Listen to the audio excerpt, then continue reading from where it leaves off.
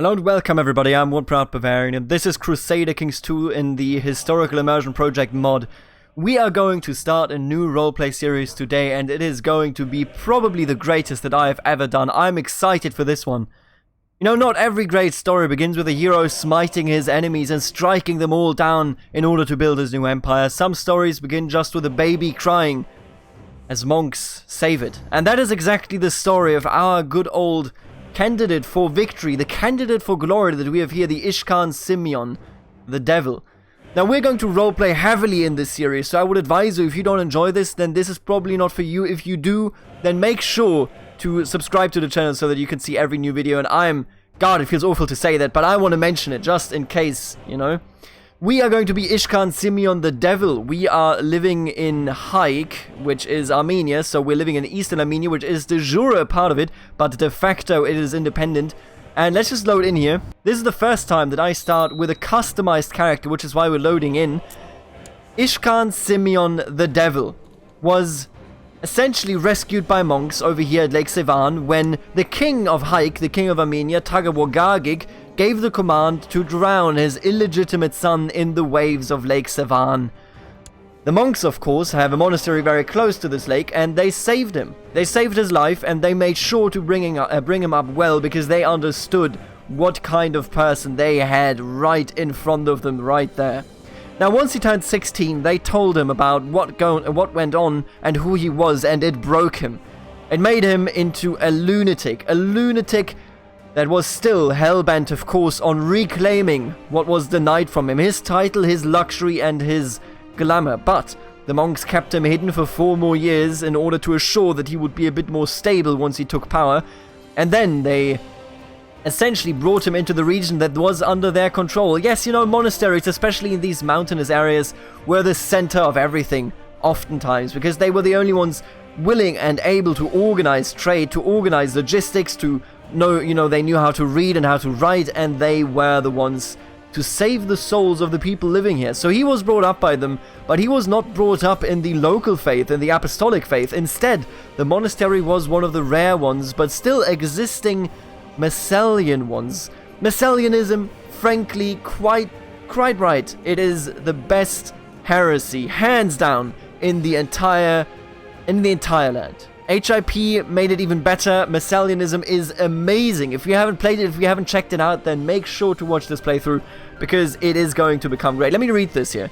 The Messalians, or Eukids, those who pray, are a heretical Christian sect that originated in Mesopotamia, influenced by dualistic faiths like Zoroastrianism. Messalians believe that God can be perceived by the carnal senses and that this perception is necessary to reach perfection.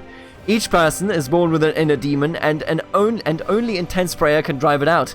They also believe that Lucifer is the elder son of God and a force for good, and that incest is sacred since it was practiced by the children of Adam and Eve. They have no formal rites and no strict church hierarchy, but they can have. You can create an individual, you know, pope-like figure over here, which would be called the Eukid Patriarchy. He can call holy wars.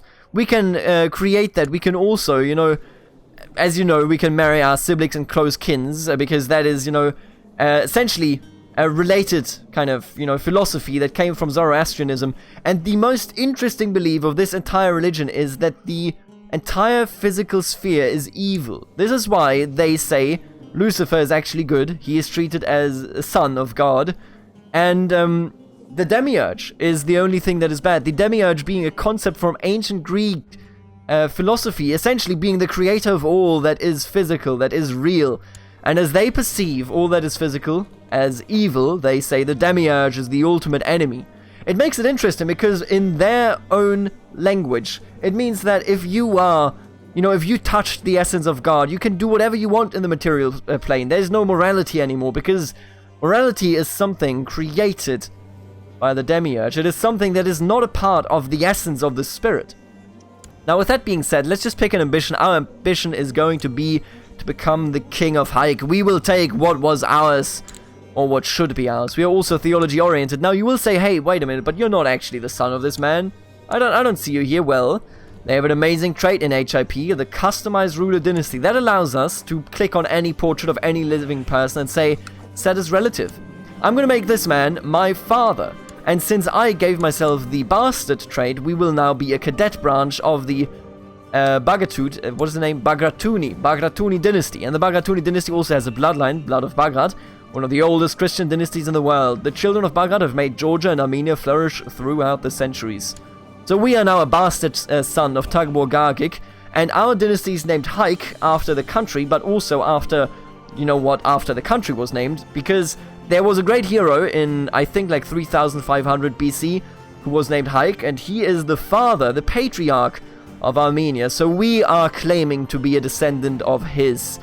We also, of course, need to marry, and I think we're going to go with Alexandra. Alexandra being the Kaiserissa of the Bulgarian Empire. The Bulgarian Empire has ceased to exist, but her name and her dynasty still is there, and I think it is only fair that a man that wants to reclaim so much that was taken from him marries somebody that lost everything.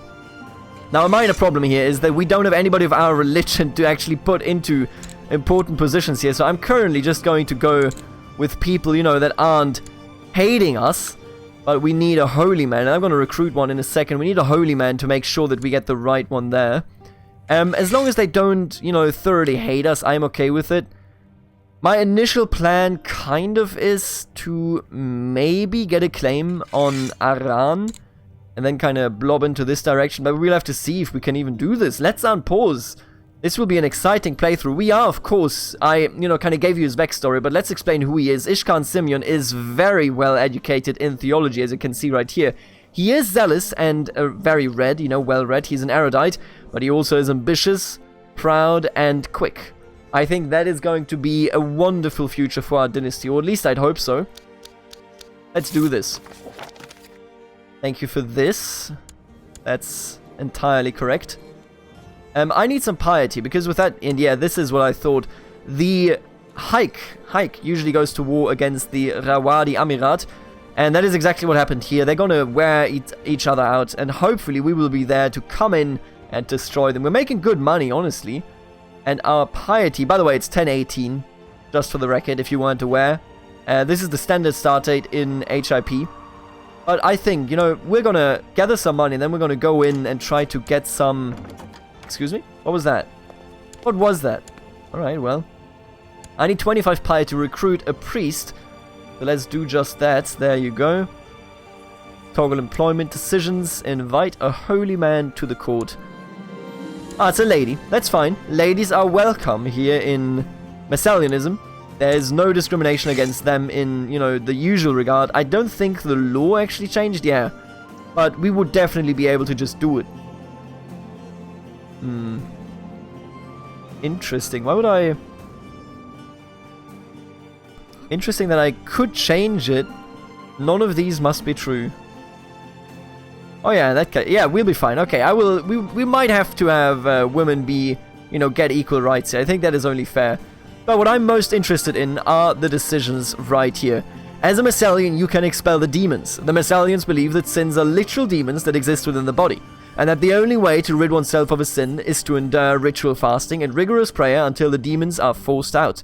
This is the only way that can achieve perfection and unity with God, after which point all of one's obligations to morality and piety are considered irrelevant. So this is exactly what I mean. Once you are able to get rid of all of the demons and you are perfect, morality and piety mean nothing to you anymore, because the physical plane, as I said, is a trap. It's a cage created by the demiurge, and we just have to free ourselves of, you know, his obligations here. Then we could also choose a patron saint. We're going to do that. We're going to choose Lucifer, the greatest of the archangels. Lucifer being also the, you know, kind of patron of all that are proud, and we are proud, so let's just do this. And for the cult of Lucifer and the Antiochian school, we need some more piety, so let's just wait with that. Actually, let's go on a pilgrimage. I shall go on a pilgrimage to seek God's grace at one of the holy places of Christianity. I'll start making travel plans. There are several different holy places that you could visit on your pilgrimage. All of them are considered most sacred by the Holy Church, but a somewhat closer destination might mean a safer journey. I will go to Jerusalem, Constantinople, Antioch, or just a saintly burial site. Well, here's the thing. Here's our holy sites. So we have Baghdad, we have Meridian, we have Antioch, Jerusalem, and then Alexandria.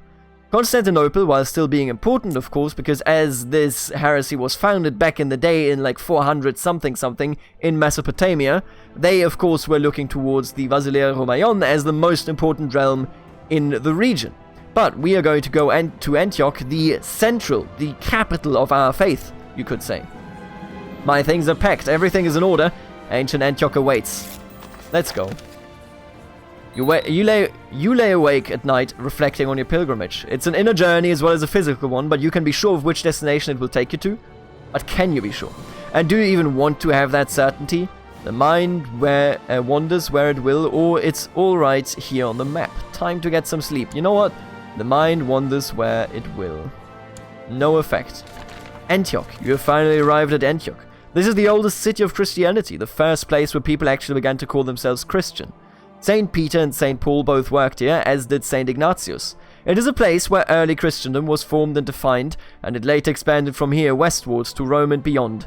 As your feet tread the ancient streets of Antioch, you can feel the history of tradition in the air around you. A great and ancient city indeed. The stories of other pilgrims all spoke of how impressive this place is. Now that you can see it with your own eyes, you can only join in their praise. You're glad that you came here, to one of the Messalian faith's most holy places. You have finally returned from your pilgrimage. It was a rewarding and interesting journey, and you'd do it all again if you could. Still, it is good to be back home. Alright, and with that piety, we will go on. Let's, first of all, embrace the Antiochian school. Those of advanced learning in Eastern churches tend to lean towards one of the two schools of theology. The Antiochian school leans towards a more literal interpretation of scriptures and focuses more on tradition and the advancement of culture, even if that can lead to conflict with those of a more cynical or progressive view. We only have the Antiochian school because that is literally our school, like that is our capital. And I'm also going to go ahead and join the cult of Lucifer, a secret society amongst the Messalians that honors the Lightbringer as an agent of change. They seek to expose the secrets of heaven and hell, secrets they will keep for themselves. To most, however, it is a cult of machinations where important secrets are exchanged amongst members for their own betterment. In a dark cellar, at the stroke of midnight, you take the oath. Surrounded by pentagrams, rem skulls, and strange inscriptions written in no modern tongue, you swear to keep and preserve the secrets of cult and to die before revealing any of them. There you learn the secret truths of heaven and hell passed down from Adelphius himself. And just like that, we have become a better devil worshipper. Because the devil is good. Is a good thing here. Better to reign in hell. Cult of Lucifer. This character has joined the Messalian cult of Lucifer and thus has secret knowledge of heaven and hell. And just like that, we got the cult of Lucifer and the Antiochian trait here.